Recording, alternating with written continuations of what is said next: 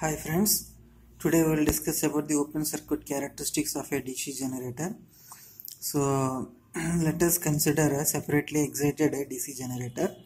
So the field winding is separately excited by using another DC source, and there is a field current flowing through the field winding, that is IF.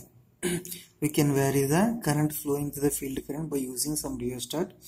So this is the open circuit characteristics, so we should not connect any load here. So this is the open circuit characteristics. So the generator terminals are open. Okay, now open circuit characteristics means you have to draw the graph between EG and IF. Okay, so you have to measure, you have to increase the current flowing through the field winding, and you have to connect one ammeter here. And you have to increase the current by using this rheostat, and you have to note down the values of EG. Okay, so you have to draw the graph between EG and IF. Okay, so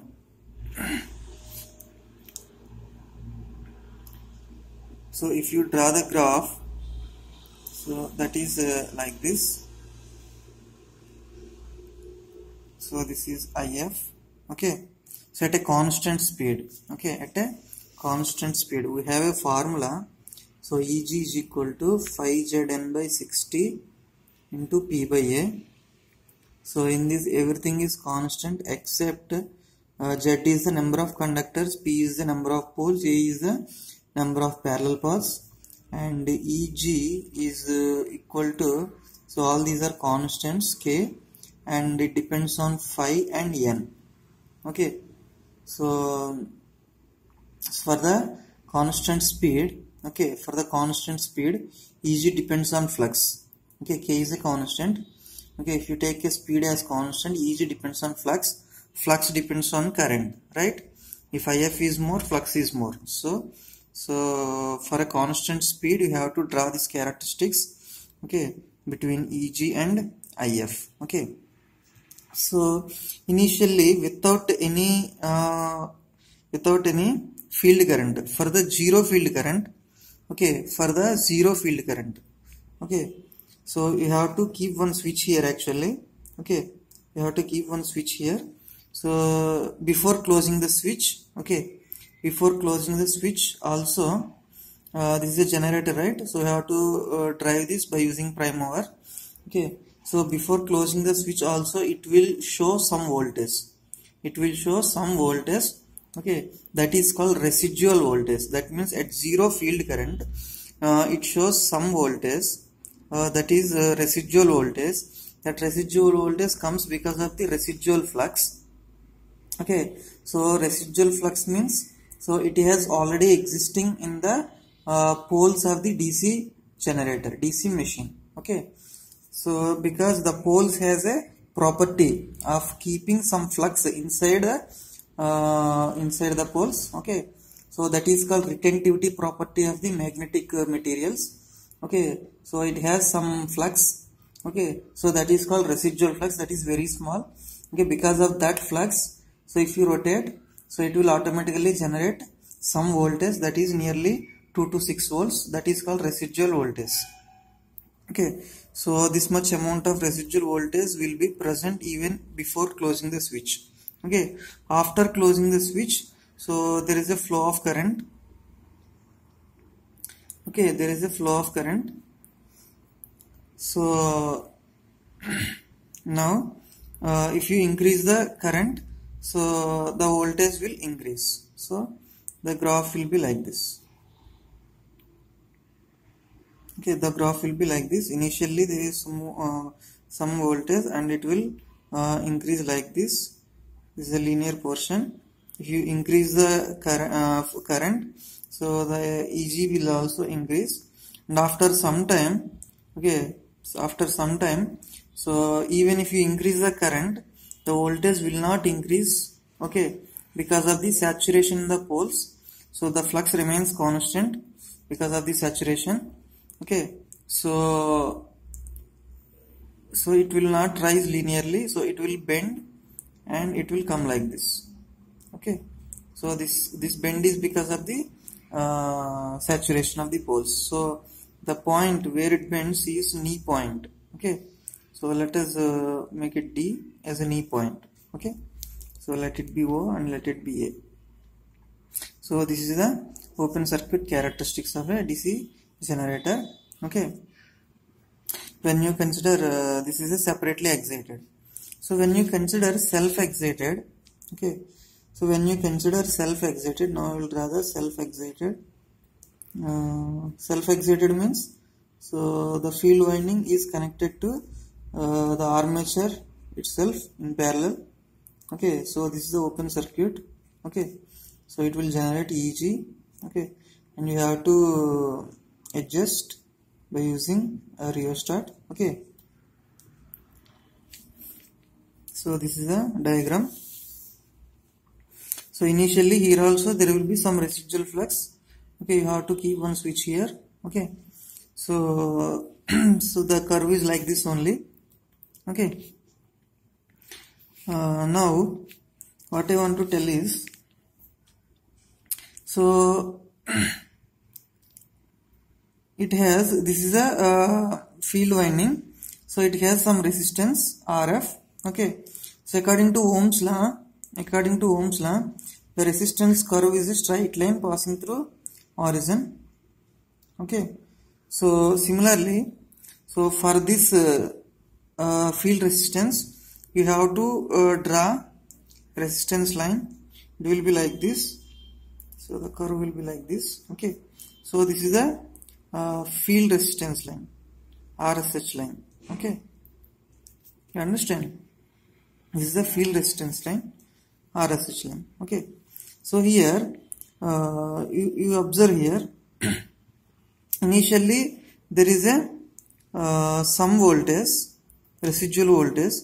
So because of this residual voltage, so there will be some current. That current is flowing through the field winding. Okay, so at that residual voltage the current is this much. Okay, so because of this current flowing through the field winding, again flux is created. So that will add EG more. So EG will be generated more. So that will increase here till here. Okay, so because of increasing EG, current will be increased, IF will be increased. And because of increasing IF, flux is more and EG will be increased. And like this it will go and so on. And so on till it reaches the stable point. This is a stable point N. Okay, so after this there is no voltage. Okay, so it will rise like this. Okay, now if you increase the, so I will draw again this diagram, IF and EG. So this is the curve and this is the RSH line. Okay, now if you increase the resistance in the field circuit, okay, so this resistance line will change like this, right? The slope will increase. Understand? If you increase the resistance, the slope will increase. The slope of this line is called the RSH, right? This is RSH. So field resistance. So if you increase, the slope will increase like this. Okay. So if you increase more, it will be like this. Okay. So let it be R1, R2, R3. So R1 is our RSH line. Okay. So R1 is less than, R2 is less than R3. If you increase the resistance, slope will increase. Okay. So if you consider more resistance in the field circuit, that is, let it be R3. So at that instant, the voltage generated, the voltage developed in the machine will be only this much. So it will not increase further. Okay, it will not increase further. Understand? And if you consider a resistance R2, Okay, if you consider the resistance R2, that line is most of the line is coincides with OCC. Okay, this is OCC. So if you consider R2 like that, then the voltage generated may be between these 2 points, anywhere in between these 2 points. So it is unstable condition. Okay, so if you consider this R2 line, so it is looking like it is a tangent to the OCC curve. It is a tangent to the OCC curve. So this R2 is called critical field resistance. Critical field resistance. Okay, so above that line, okay, if you increase above this critical field resistance, the curve will be like this, the straight line will be like this, and there is no voltage build up more than this value. So the field circuit resistance always should be less than the critical field resistance, okay, like this, okay, to build up the voltage in a DC generator. Understand? So now what is the definition of critical field resistance? It is the resistance, okay, below which the generator only builds up the voltage. Okay, so above that critical field resistance there is no generated EMF. Okay, so that is about the critical field resistance. If you want to calculate the critical field resistance for a DC machine, okay, for a DC generator at a particular speed, so you have to draw the OCC and you have to draw the tangent and you have to calculate the slope, okay, at any point in between these two. Okay, so it will coincide. So there you have to take slope of that line, then it will give the critical field resistance. Okay, so now so that is about the critical field resistance.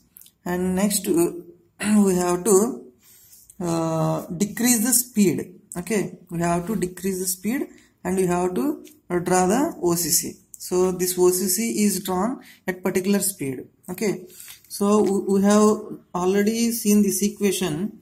So from this equation, so if there are two speeds, so N1 and N2, then Eg1 is equal to K into phi into N1. Okay, and Eg2 is equal to K into phi into N2. So at a particular field current, let us assume at a particular field current. Okay, so from this one, Eg1 by N1 is equal to K phi, and from this one, Eg2 by N2 is equal to K phi. So right hand side is same, okay, at a particular field current. So we can equate these two. Eg1 by N1 is equal to Eg2 by N2, right? So now Eg2 is equal to, okay, Eg2 is equal to Eg1 by N1 into N2, right? So N2 is smaller than N1. Okay, we are reducing the field speed. So obviously N2 by N1 is less than 1. So Eg2 is less than Eg1. Okay, so for a particular field current, if you reduce the speed, so the generated voltage will be reduced. So if you draw the curve, so the curve may be like this. Okay, the curve may be like this. You understand? For a particular field current, according to this equation, for a particular field current, so Eg2 is less than Eg1 if you decrease the speed. So that's why at a particular field current, the generated voltage will be less than the previous one. Okay, so if it is drawn for N1, this OCC, and this is for N2, so N2 is less than N1, right? N2 is less than N1. Okay, so now this R1 is what? R1 is RSH line. Okay, right? Field resistance line R1. So this R1 becomes tangent to this curve at N2. Okay, I have drawn like that. I have drawn such that this RSH line will be tangent to this curve. Okay, this OCC drawn at N2. Okay, so when RSH line is tangent to this N2, then that speed will be the critical speed. That speed will be the critical speed. Okay. So if you decrease the speed further, so it will be like this. Okay. Then again, this RSH line meets that curve at this point. So there is again a small voltage only builds up in the generator. So you have to you can reduce the speed so to that only critical speed. Okay, below that critical speed, so there is no voltage build up again. You understand? So critical speed is the speed below which there is no voltage build up in the generator. Okay, so that is the definition of critical speed. Okay. And now if you want to calculate the critical speed, so you have to draw OCC, and you have to draw a line. Okay, and you have to for this portion you have to draw one line here. Okay, so this curve is drawn at N1, you know that, right? So let it be OX and this point be Y. Okay, so OX by OY, this is the voltages. Voltage OX by voltage OY is equal to speed N1 by and speed N2, that is the critical speed. So because that is tangent, right? So by using this equation you can find this critical speed. Thank you.